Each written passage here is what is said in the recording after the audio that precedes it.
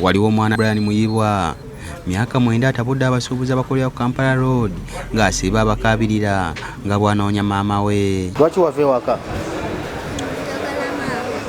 Njagala maama. Wavaayo munoonya eh? Tata yani? Mazinga Steve.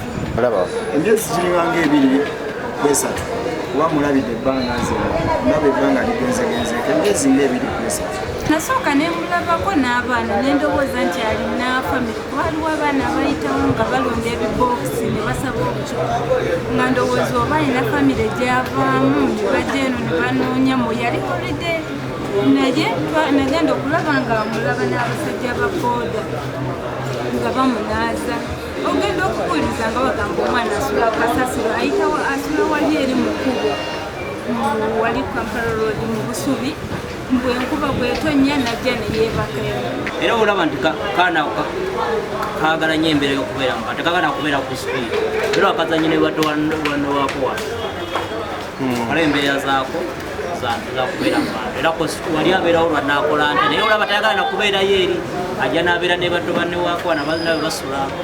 Okusinziira ku basuubuzi bano bagamba omwana ono yava mu bitundu by'emukono ku kyalo Nyanja ng'ali abeera ne taata we ategerekeseke lya Stephen Mazinga. Yangamba ali babeera ne taata we tebabeera ne taata taata oyo yagendanga okwatamu akacupa bwakomawo n'anoonya akantu nekimubula ng'atandika kuba omwana naye olw'endigo mingi omusukkako n'adduuka ewaka n'ajja ku kibuga ng'anoonya maama ne maama tamumanyi linnya maama tamanyi waabeera.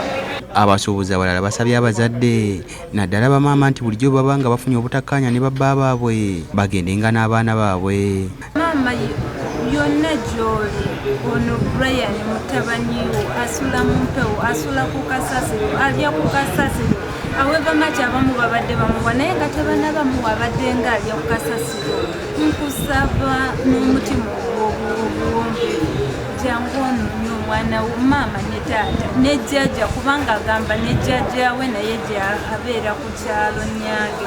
Taata wonna gy'oli mwami Mazinga Stephen ng'ova ku kyalo Nyanja emukono mutabani wali Kampala Road jangu omufiikire.